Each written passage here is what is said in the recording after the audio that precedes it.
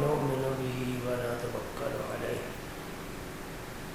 ونعوذ بالله من شرور أنفسنا ومن سيئات أعمالنا من يهده الله فلا مضل له ومن يضلل فلا هادي له وأشهد أن لا إله إلا الله وحده لا شريك له وأشهد أن سيدنا وسندنا محمدا عبده ورسوله الذي أرسله الله بالحق بشيرا ونذيرا وداعيا إلى الله بإذنه وسراجا منيرا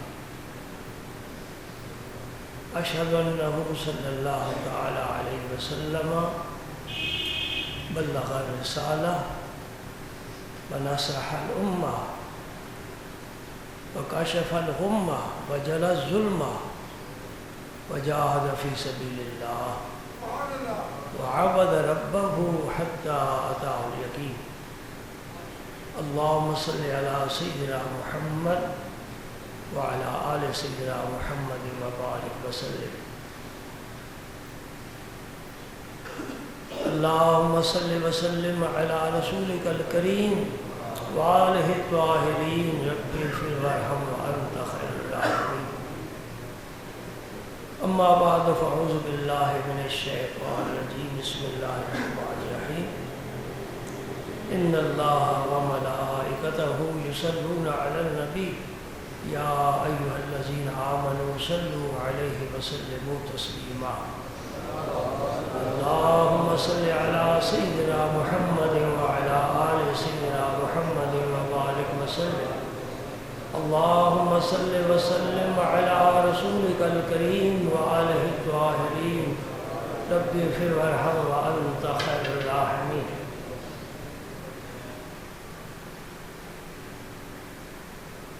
اللہ تعالیٰ نے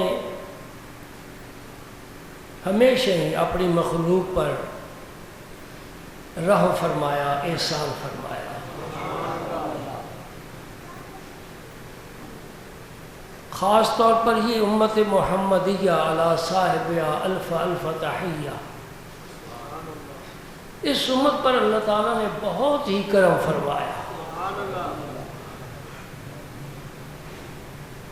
کرم کی انتہا ہے کہ اپنا حبیب عطا فرما دیا، نبیوں کے سردار، امت کے غمخوار، اس امت کے والی،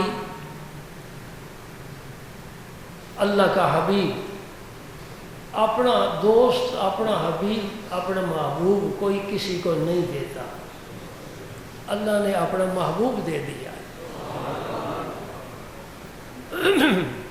یہ اللہ کا بہت بڑا احسان ہے کہ ہمیں اپنے آخر الزمان پیغمبر کی امت میں پیدا فرمایا ہے۔ اس نبی نے پھر ہمیں قرآن دیا، بہت بڑا تحفہ ہے۔ حضور کا سب سے بڑا معجزہ قرآن پاک ہے، جو آج بھی موجود ہے اور قیامت تک رہے گا۔ جب اللہ تعالیٰ چاہے گا کعبہ شریف کو بھی اٹھا لے گا، قرآن کو بھی اٹھا لے گا۔ علم تو اب اٹھتا جا رہا ہے علماء کے اٹھنے کے ساتھ، یہ بھی قیامت کی نشانیوں میں سے ہے کہ علم اٹھ جائے گا۔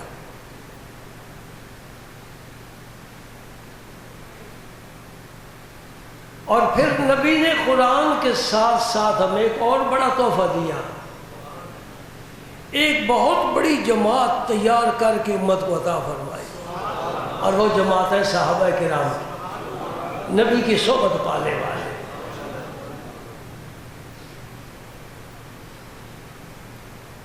بندہ بنتا ہی صحبت کے ساتھ ہے، یہ بھی میرا جملہ یاد رکھو۔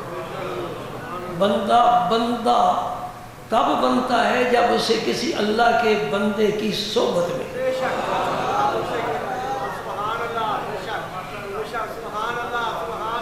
یہ مجھے مسئلہ لفظ صحابی سے سمجھ میں آیا کہ صحابہ کرام مجاہد بھی تھے، عالم بھی تھے، قاری بھی تھے، حافظ قرآن بھی تھے، شمشیر زن بھی تھے، سخی بھی تھے، عبادت گزار بھی تھے، سب کچھ تھے، لیکن جب صحابی کا تعارف کیا جائے گا تو صحبت کے حوالے سے کیا جائے گا۔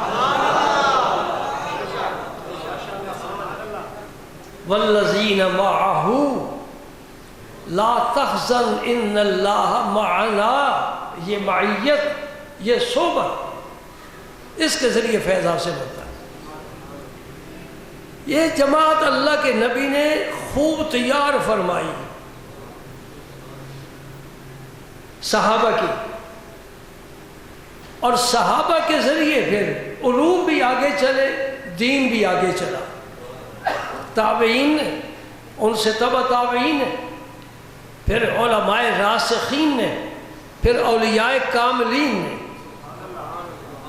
آج دن تک اس امت میں جتنا فیض ہے اور بہت کچھ ہے، بہت کچھ فیض ہے اس امت میں، بڑے چھپے ہوئے رستم ہیں، بڑے بڑے قیمتی ہیرے ہیں جنہیں کوئی پہچانتا نہیں ہے، ان کے پاس بڑی روحانی امانتیں ہیں، اور وہ کہتے ہیں ہم سینے میں لے کر چلے جائیں گے، کوئی ہم سے لینے والا، ہم تو مائل بکرم ہیں، کوئی سائل ہی نہیں، ہم تو مائل بکرم ہیں، کوئی سائل ہی نہیں، راہ دکھلائیں کسے راہ روے منزل ہی نہیں، کوئی مسافر نہیں ملتا، کوئی راستہ پوچھنے والا نہیں ملتا، منزل پر جانے والا کوئی نہیں ملتا، ہم اس کی رہنمائی تو کرنا چاہتے ہیں، اور مسافر کہتا ہے بھی بڑا سفر کیا ہے، کوئی راہ بر ملا نہیں۔ بہرکیف صحابہ کرام کو تیار کیا اور ان کے ذریعے دین پوری امت میں پھیلا۔ ایک بات یاد رکھنے والی ہے، سمجھنے والی ہے کہ صحابہ کرام حضور کے وصال کے بعد قرۂ خاک پر منتشر ہو گئے، کوئی کسی ملک چلا گیا، کوئی کسی علاقے میں چلا گیا۔ حضرت بلال کا مزار کہاں ہے؟ شام کے ملک میں۔ ہم نکمے سے آدمی خواہش کرتے ہیں کہ ہمارا آخری وقت مدینہ پاک میں آئے، اور جو یہ ساری لذتیں اٹھا چکے ہیں، اب مدینہ چھوڑ کر شام کیوں حضرت بلال جا رہے ہیں؟ میں ایک مثال دے رہا ہوں، بہت سے صحابہ مختلف علاقوں میں چلے گئے، اس لیے کہ ہمارے پاس رسول اللہ کا جو فیض ہے، جو علم ہے، جو امانتیں ہیں، جو حضور نے ہماری صحبت کی تربیت فرمائی ہے، وہ اگر یہاں رہے تو سب کی یہاں رہیں گی۔ ہم ان لوگوں کے پاس جاتے ہیں جو یہاں نہیں آ سکتے، ہم وہاں جا کر یہ فیض تقسیم کرتے ہیں۔ حضرت ابو الدرداء کہاں بیٹھے ہیں؟ حضرت ابو ایوب انصاری کا مزار کہاں ہے جو مدینہ پاک میں حضور کے میزبان تھے؟ یہ صحابہ مدینہ طیبہ کو چھوڑ کر مختلف علاقوں میں اس لیے گئے ہیں تاکہ اللہ کے نبی کا اللہ کے نبی کی جو امانت ہمارے پاس ہے وہ جا کر ہم لوگوں تک پہنچائیں، علم عام کریں اور صحبت انہیں میسر آئے۔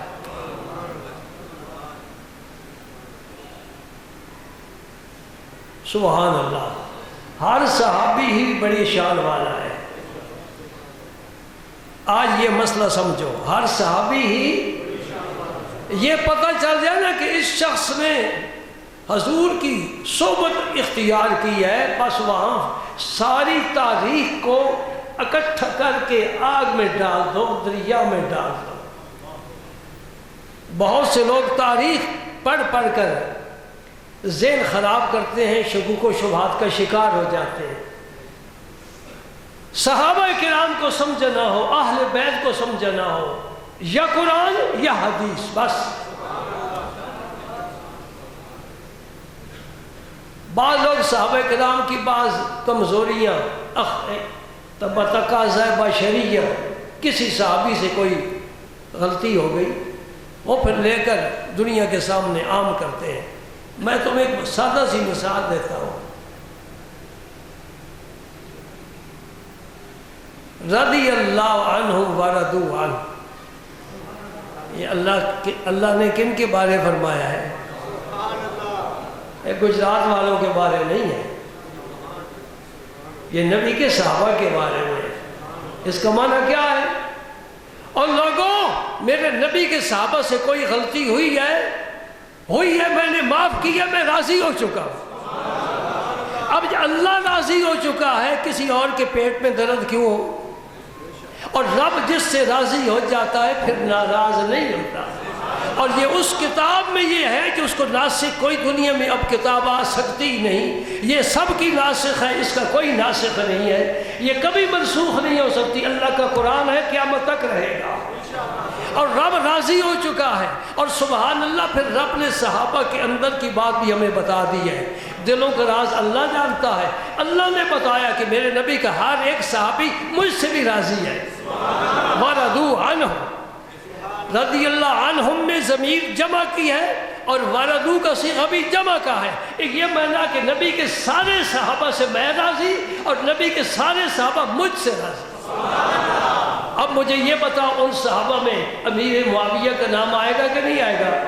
بولو نا، آئے گا۔ تو مطلب یہ ہوا کہ اللہ کہہ رہا ہے میں امیر معاویہ سے بھی راضی ہوں، میں شیخین سے بھی راضی ہوں، عثمان غنی سے راضی ہوں، علی المرتضیٰ سے راضی ہوں، حضرت مائز سے بھی راضی ہوں، جن سے ایسا گناہ ہوا کہ رجم کیا گیا، پتھر مارے گئے، سنسار کیا گیا، ایک پتھر لگے برداشت نہیں ہوتا، اور چاروں طرف سے پتھر برس رہے، کوئی سینے ماتھے پر لگتا ہے، کوئی چہرے پر لگتا ہے، کوئی آنکھ میں، کوئی دانت توڑ رہا ہے، کوئی سینے پر لگتا ہے، کون برداشت کرے؟ اور پتہ ہے موت میرے سامنے کھڑی ہے، ابھی میرے ساتھ ملنے والی ہے۔ ایسی حالت میں میں نے ایک دفعہ کہا تھا، پھر دہرائے دیتا ہوں، حضرت مائز سے بہت بڑی غلطی ہوئی، یہ گناہ کبیرہ ہے، اس کی وجہ سے رجم کیا گیا، لیکن اس حالت میں بھی جب انہیں رجم کیا جا رہا تھا، دنیا کے غوث قطب، ابدال اوتاد، نقیب نجیب ولی اور شیخ القرآن، شیخ الحدیث، کوئی مفتی، کوئی عالم دین حضرت مائز کے قدموں کی خاک کو بھی نہیں پہنچ سکتا۔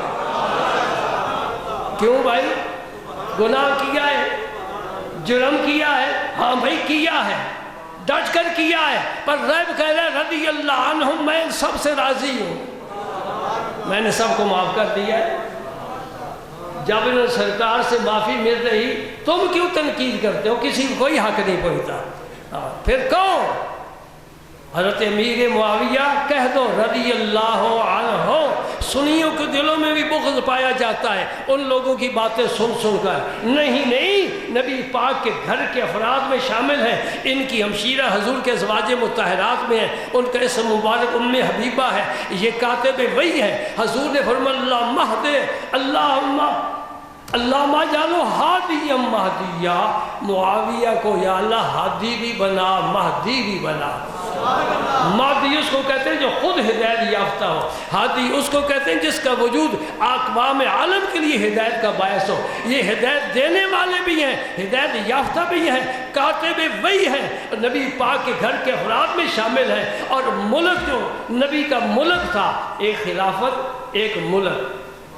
خلافت 5 کو ملی، 5ویں امام حسن مجتبی ہے، جن کا عام طور پر نام نہیں لیتے۔ اور حضور کا جو ملک تھا، فرمایا میرا ملک شام میں ہوگا، یہ حضرت امیر معاویہ کو ملا ہے۔ یہ ملوکیت بھی نبی کی ہی وراثت ہے، اور یہ خلافت بھی نبی کی وراثت ہے۔ الحمدللہ اہل سنت جماعت کا عقیدہ بہت اچھا ہے، قائم رہو، دائیں بائیں کی باتیں نہ سنو، قرآن کے ساتھ واپس سنو۔ رضی اللہ عنہم ورضوا عنہ، اللہ سب صحابہ سے، حضور نے فرمایا اللہ اللہ فی اصحابی، اللہ اللہ فی میرے صحابہ کے بارے میں اللہ سے ڈرنا۔ لا تتخذوا غرضا من بعدی، میرے بعد ان کو نشانہ نہ بنا لینا، تنقید نہ کرنا، کیڑے نہ نکالنا، منہ تلاشی نہ کرنا۔ اللہ اکبر۔ آج تو میں ذکر کرنا چاہتا ہوں اس صحابی کا جس کی فضیلت کا ایک وجہ نہیں، بے شمار وجوہات ہے فضیلت کی۔ اللہ تعالیٰ فرماتے ہیں لا یستوی منکم من انفق من قبل الفتح وقاتل اولئک اعظم درجہ، یہ لفظ یاد رکھو، اولئک اعظم درجہ، جو فتح مکہ سے پہلے مسلمان ہوئے، جہاد بھی کیا، مال بھی اللہ کے راہ میں خرچ کیا، یہ سب سے بڑے درجے والے ہیں ان لوگوں سے جو فتح مکہ کے بعد اسلام لائے، ان سے پہلے اسلام لانے والے اعظم درجہ، ان کا درجہ بہت بڑا ہے، اعظم۔ اور آخر میں فرمایا وَكُلًّا وَعَدَ اللَّهُ الْحُسْنَى، الحسنى سے مراد جنت ہے۔ میں نے سب کے ساتھ مکہ مکرمہ فتح ہوا اس سے پہلے جو مسلمان ہوئے، جو بعد میں مسلمان ہوئے، صحابی ہیں میرے نبی کے، کُلًّا وَعَدَ اللَّهُ الْحُسْنَى، میں نے سارے کے ساتھ جنت کا وعدہ کر لیا ہے۔ اب وہ منسوخ نہیں ہوگا، سب سے جنت کا وعدہ، سبحان اللہ۔ تو جب ہم ان کو دیکھتے ہیں جو فتح مکہ سے پہلے مسلمان ہوئے تو ان میں بھی حضرت عمر فاروق کا نام آئے گا۔ یہ ہفتہ ان کی شہادت کا ہے جی، ان میں بھی حضرت عمر کا نام آئے گا۔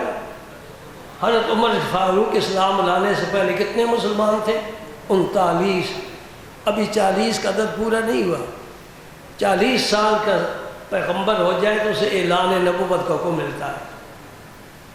گویا یہ نبوت کی عدد، نبوت کا عدد ہے۔ 40 سال ابھی نہیں ہوئے، 39 تھے تو حضرت عمر مسلمان ہوئے۔ مسلمان نہیں ہوئے، نبی نے بلائے۔ اس لیے علماء کہتے ہیں سارے صحابی مرید ہیں، عمر مراد رسول ہے، مراد رسول ہے اور داماد بطول ہے۔ یہ نہیں بات سمجھے تم، نہیں سمجھے؟ جناب خاتون جنت کا نور نظر، علی مرتضیٰ کا لخت جگر، حضرت ام کلثوم حسن حسین کی ہمشیرہ، جن کا نکاح عمر فاروق سے ہوا ہے، کون انکار کرے؟ تو پھر کہہ دینا داماد بطول بھی ہے، اس گھر میں بھی شامل ہیں۔ ادھر ان کی صاحبزادی صاحب ہے حضور کے گھر میں، حضرت حفصہ اس گھر میں بھی حضور کے ساتھ شامل ہے۔ گویا اس خاندان کا ایک بڑا قیمتی فرد ہے۔ اور مکے میں تو اسے سارے جانتے تھے نا، بڑا دلیر ہے عمر۔ 2 ہی نام تو حضور نے پسند فرمائے تھے، یا اللہ یا ابو جہل کو مشرف اسلام کر، یا عمر کو مشرف اسلام کر تاکہ اسلام کو غلبہ نصیب ہو۔ اللہم اعز الاسلام، اسلام کو غلبہ عطا فرما۔ تاریخ الخلفاء علامہ جلال الدین سیوطی رحمۃ اللہ علیہ نے لکھی ہے، اس میں انہوں نے ایک روایت لکھی ہے کہ اللہم اعز الاسلام بعمر بن الخطاب خاصتاً۔ حضور نے 2 کا ذکر فرمایا، لیکن ایک روایت میں آتا ہے کہ صرف حضور نے عمر فاروق کے اسلام کی دعا کی ہے۔ یہ دعا رات کو ہوئی اور صبح عمر کے دل میں خیال آیا کہ ابو جہل نے انعام کا وعدہ کیا ہے، 100 اونٹ دوں گا۔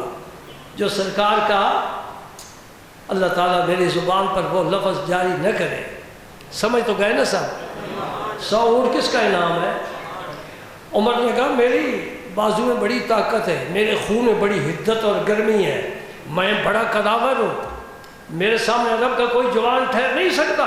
تو یہ تو معمولی بات ہے، تلوار لی، بے نیام کر لی، زہر میں بوجھی، دوڑے کہ میں ابھی کام کر کے آتا ہوں، 100 اونٹ تو میرے نقل ہے نا۔ ہاں دوستوں کہتے ہیں لوہے کی زنجیر توڑنا آسان ہے اور سونے کی زنجیر توڑنا مشکل ہے۔ سمجھنے کی کوشش کرنا۔ آج اسمبلیوں میں پہنچے ہوئے ہیں نا، یہ سونے کی زنجیر نہیں توڑ سکتے۔ وہ پیر اور مولوی کیوں نہیں یہ بل پیش کر سکتے کہ یہ ملک اسلام کے نام پر حاصل کیا گیا ہے، اس میں اسلام کا نفاذ ہونا چاہیے۔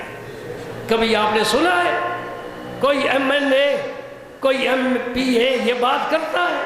نہیں، اس لیے کہ سونے کی زنجیروں میں جکڑے ہوئے ہیں، یہ نہیں ٹوٹتی۔ یہ توڑنے والے صحابہ کرام تھے جنہوں نے جان کا بھی سودا کیا ہے، مال کا بھی سودا کیا ہے، عزت کا بھی اور اولاد کا بھی۔ کہا اے اللہ کے رسول تیرے فرمان پر سب کچھ قربان ہے، اب اسلام کو جہاں تک پہنچانا ہے پہنچا کر چھوڑیں گے۔ آج ایک عمر پیدا ہو جائے نا، عمر جیسا، روح زمین پر کلمہ طیبہ کا سکہ جاری ہو جائے۔ یہ واقعی آپ نے پڑھا ہے کتابوں میں، بڑا مشہور ہے، سنا ہے۔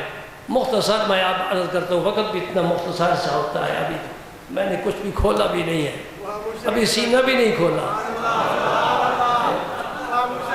تو سینے میں مسئلے ہوتے ہیں نا. حضرت عمر رضی اللہ تعالیٰ عنہ کی دعا ہو گئی اور پھر اپنی ہمشیرہ کے گھر میں جو کچھ انہوں نے زد و کوب کیا، بہنوئی کو مارا، پھر آخر میں قرآن پڑھا. سبحان اللہ. بس ساری قوتیں ساری طاقتیں یہاں زیر ہو گئیں. کہا اس قرآن میں بڑی حلاوت ہے. اقبال نے ایک شعر کہا ہے اسی واقعے سے متاثر ہو کر، وہ کہتا ہے نمی دانی کہ سوزے کراتے تو دیگر وہ کرد تقدیر عمر را.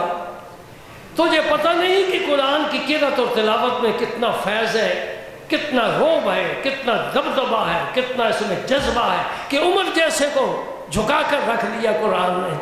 وہ کہتا ہے یہ انسان کا کلام نہیں ہے، یہ کوئی انوکھا کلام ہے، اور جس نبی نے یہ کلام پیش کیا ہے پھر مجھے اس کے پاس لے چلو. سبحان اللہ، سبحان اللہ، سبحان اللہ. جب دروازے پر پہنچے نا دستک دی، آستینیں چڑھی ہوئی تھی، آنکھوں میں خون اترا ہوا تھا، ہاتھ میں تلوار تھی.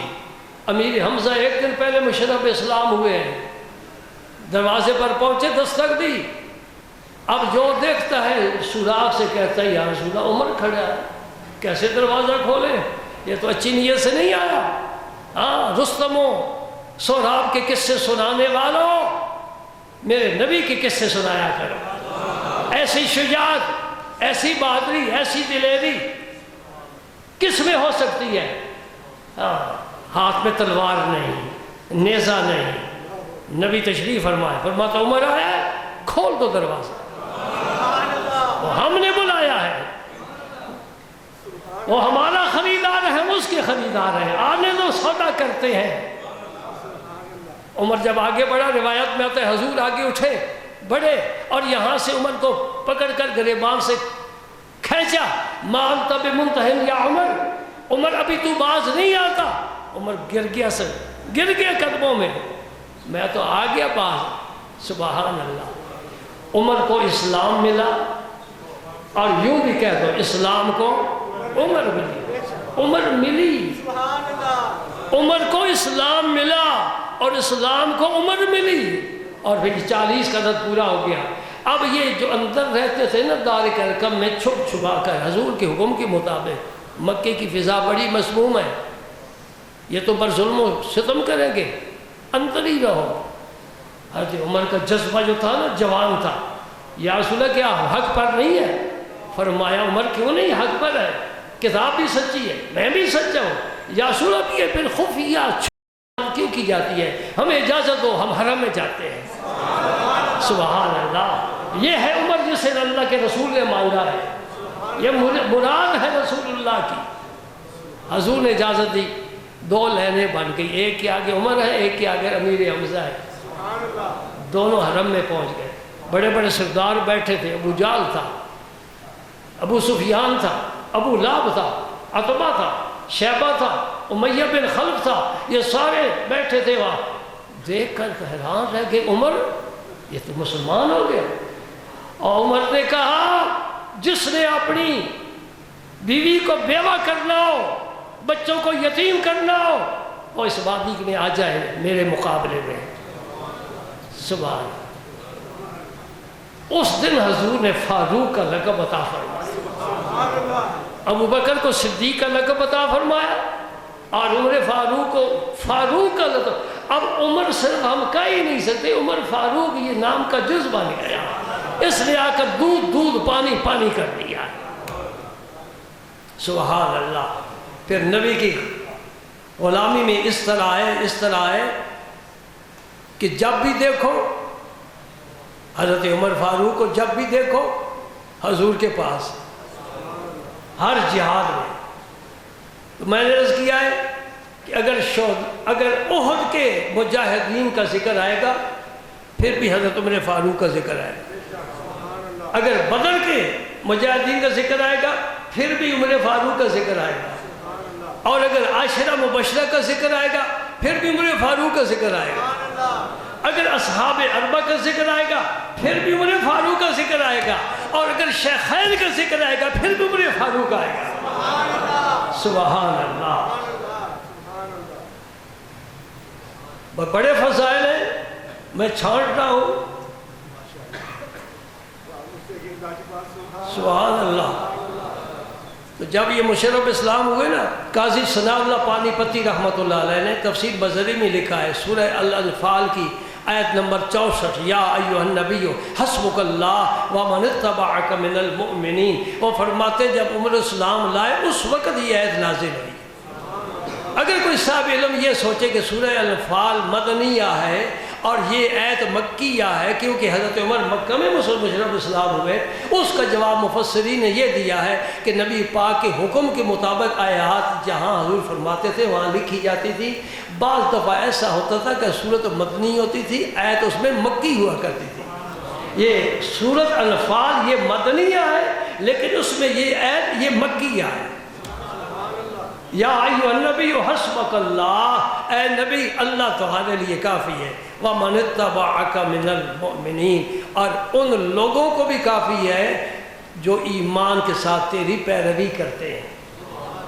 یہ حضرت عمر فاروق کے مشرف اسلام ہونے پر یہ آیت نازل ہوئی. ایک دن سرکار احد پر تشریف لے گئے. احد کے ساتھ پیار تھا نا حضور کو، ہمیں بھی ہے. جس سے نبی پیار کرتا ہے اس سے ہمیں بھی پیار کرنا چاہیے، اور جس سے یا جس چیز سے یا جس عمل سے نبی کو نفرت ہے اس سے، اس چیز سے، اس عمل سے بھی مومن کو نفرت کرنی چاہیے. جی رواداری ہے مروت، جی فرقہ واری چھوڑ دو، بھائی بھائی مل بن کر رہو. اتحاد کی بڑی ضرورت ہے، یکجہتی ہونی چاہیے. یہ الفاظ ہماری سمجھ میں نہیں آتے. صحابہ کرام اپنے جسم کا کپڑا مشرکین کے ساتھ نہیں لگنے دیتے. اس وقت تم نے کیوں نہیں بتایا؟ آپ کو یاد نہیں ہوگا، کچھ پرانے لوگ بیٹھے ہیں، تحریک پاکستان کی بات کر رہا ہوں. اس وقت ہم سکول پڑھتے تھے اور یہ نعرہ ہمیں ٹیچر یاد کرایا کرتے تھے، ہندو مسلم سکھ عیسائی سب ہے بھائی بھائی. یہ کانگریس کا نعرہ دیا تھا. قائد اعظم جسے کہتے ہیں محمد علی جناح، یہ بھی کانگریس ہی تھا. یہ تو علماء کا بھلاؤ، پیروں کا بھلاؤ جنہوں نے اس کو سیدھے راستے پر لگایا ہے. تیرا پاکستان محمد علی نے نہیں بنایا، اللہ نے بنایا ہے، اور بزرگان دین کی دعاؤں سے اور جو ولی اللہ جیلوں میں گئے ہیں ان کی برکت سے اسلام بنا ہے.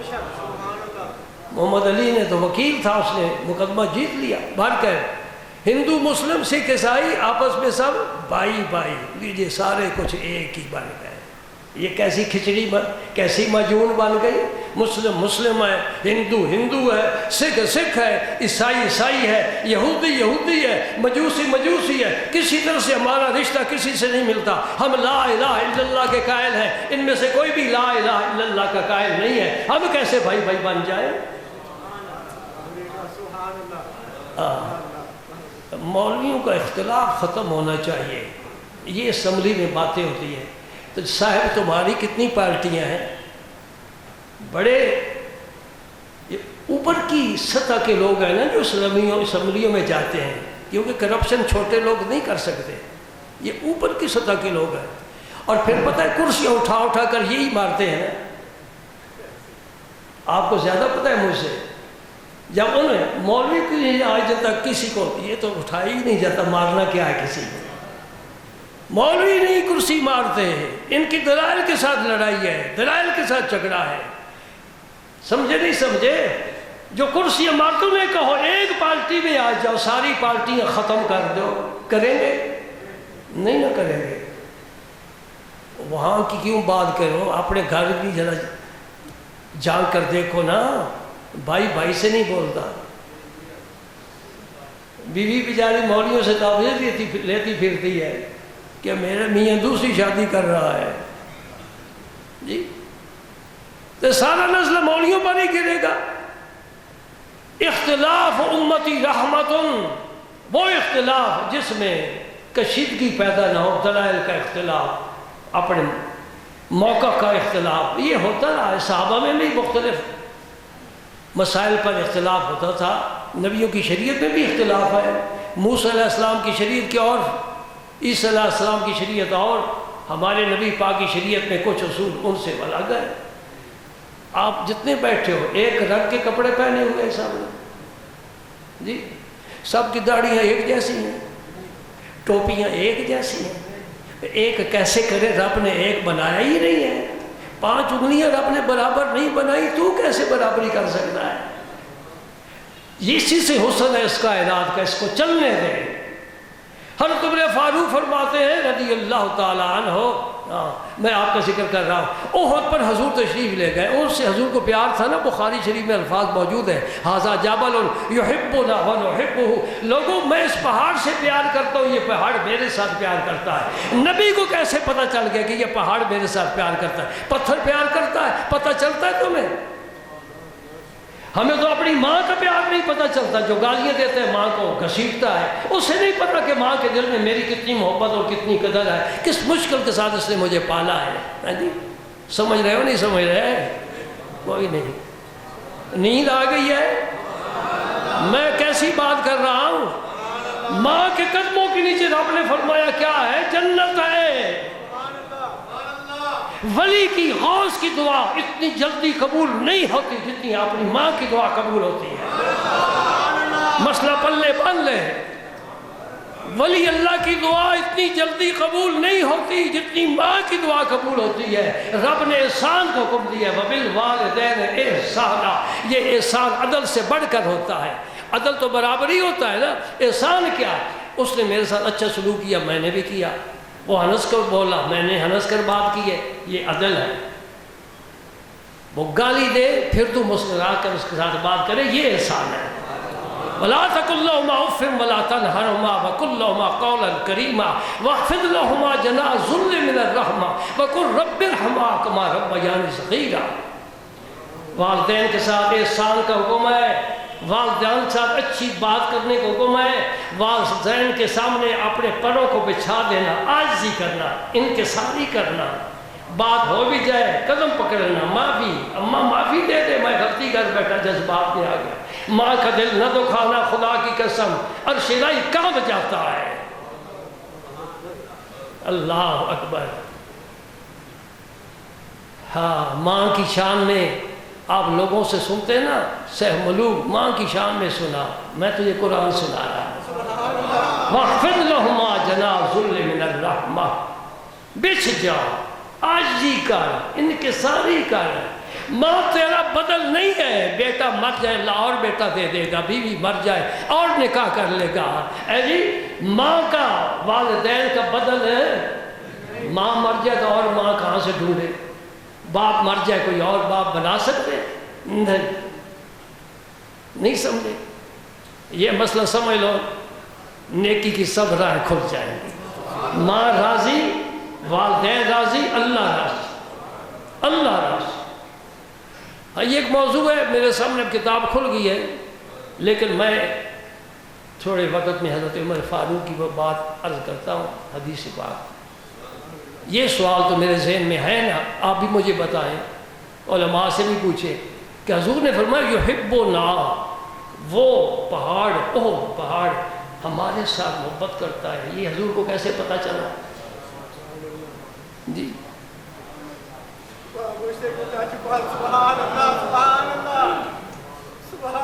سوچو نا، پتھر ہے نا، پتھر، پہاڑ پتھر کا بنا ہوا ہے، یہ کیسے حضور نے فرما دیا وہ بھی ہمارے ساتھ محبت کرتا ہے. پتھروں کو بھی جانتے، ان کے اندر کے حال بھی جانتے ہیں. اللہ کے علم سے اللہ جب عطا فرما دیتا ہے.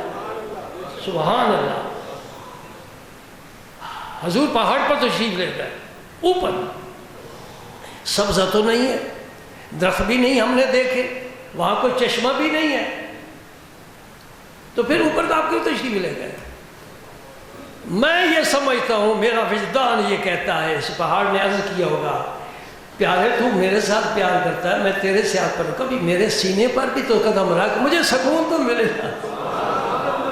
حضور تشریف لے گئے اور آپ کے ساتھ ابوبکر صدیق تھے، عمر فاروق تھے، عثمان غنی تھے، ایک حدیث پاک کے مطابق. یہ 3 صحابہ حضور کے ساتھ. پھر پہاڑ نے جب دیکھا دونوں جہانوں کے پیغمبر تشریف لائے ہیں، جھومنے لگ گئے۔ درختی ٹہنی کب جھومتی ہے؟ جب باد صبا کے ہلکے ہلکے چونکے آتے ہیں۔ آپ نے دیکھا ہے نا قرآن پاک پڑھنے والا جھومتا ہے، اور کبھی انگلش پڑھنے والا بھی جھوما ہے۔ بڑی پیاری زبان ہے نا آپ کی۔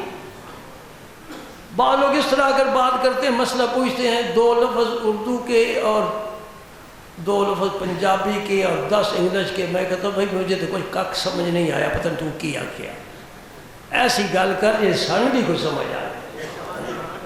میرے ایک استاد تھے، انگلش پڑھاتے تھے، میں ان کی بڑی تعظیم کرتا ہوں اس لیے کہ خواجہ غریب نواز کی اولاد پاک میں سے تھے۔ انگلش پڑھانے والے، پوری داڑھی مبارک، سر پر امامہ شریف، ماشاءاللہ ماشاءاللہ، چہرہ نورانی۔ تو بھینس سے بڑے ڈرتے تھے کیونکہ اس کی آنکھیں بڑی موٹی موٹی ہوتی ہیں نا، اس سے بڑے ڈرتے تھے۔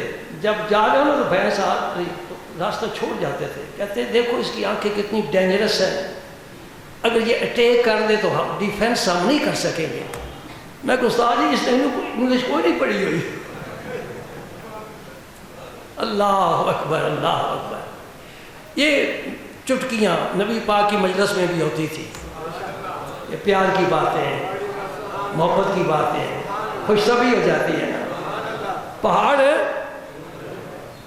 کیوں جھوما؟ وجد میں آ گیا، وجد میں آ گیا، جھومنے لگ گیا۔ یوں قدم سرکار نے مارا، اثبت احد فانما علیک نبی و صدیق و شہیدان۔ سبحان اللہ۔ یہ میرے منصب میرے نبی تقسیم فرما رہا ہے۔ اثبت احد، اے پہاڑ ٹھہر جا، سکون اور قرار پا جا۔ کیوں بے چین ہوتا ہے؟ اب چین کا پیغام آ گیا، تجھ پر نبی صدیق ہے، 2 شہید ہیں۔ کسی زندہ آدمی کے بارے میں آپ کہہ سکتے ہیں کہ یہ شہید ہوگا؟ یہ نبی کا علم ہے، اللہ نے عطا فرمایا۔ جب بھی نبی کی کسی فضیلت کی بات کرو کو اللہ عطا کرنے والا ہے، شرک کی بیخ کا نہیں ہو جائے گا۔